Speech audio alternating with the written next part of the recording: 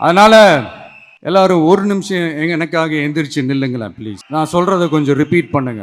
இந்த 2026 சட்டமன்ற தேர்தல்ல நாம எல்லாரும் உண்மையாக உழைப்போம், சத்தியமாக உழைப்போம், உறுதியாக உழைப்போம், ஒற்றுமையாக உழைப்போம். உங்களோட இந்த வார்த்தையை நான் மனப்பூர்வமா நம்புறேன். நான் ஏற்கனவே சொன்ன மாதிரி இந்த வரப்போற தேர்தல் இதுவரைக்கும் தமிழ்நாடு பார்த்திராத ஒரு வித்தியாசமான தேர்தல். நம்மளுடைய படை வரிசையும் அப்படிதான், ஒரு பவர் பேக்ட் ஃபோர்ஸ். இவ்வளவு நாள் இதை நாம மட்டும் தான் சொல்லிக்கிட்டு இருந்தோம். இப்ப கொஞ்சம் கொஞ்சமா அதை வெளியில சொல்ல ஆரம்பிக்கிறாங்க. என்னடா இந்த விஜய் கூட இருக்கிற ஃபோர்ஸை பார்த்தா சாதாரண ஃபோர்ஸ் மாதிரி தெரியல, மிலிட்ரியோட பெரிய ஃபோர்ஸா இருக்குது, வரப்போற எலெக்ஷனை கணிக்கவே முடியல, அப்படி இப்படின்னு சில குரல்கள்லாம் கேட்க ஆரம்பிக்குது. கணிக்கவே முடியலன்னு அவங்க வேணா சொல்லலாம், ஆனா மக்கள் ஆல்ரெடி கணிச்சு முடிச்சுட்டாங்க. அவங்க மனசை நல்லா புரிஞ்சு வச்சிருக்கிற நமக்கு அது நல்லாவே தெரியும்.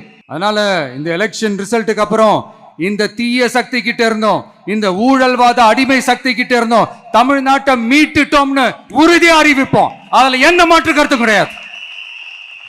அதனால என் நெஞ்சில் குடியிருக்கும் தோழர்களே, தோழிகளே, உங்களோட நான் இருக்கேன், நம்மளோட நம்ம மக்கள் இருக்கிறாங்க. இதுக்கு மேல என்ன வேணும்? கான்பிடண்டா இருங்க, நல்லதே நடக்கும், வெற்றி நிச்சயம். மீண்டும் சந்திக்கும் வரை நன்றி, வணக்கம். தமிழக வெற்றி கழகத்தின் வெற்றி தலைவர்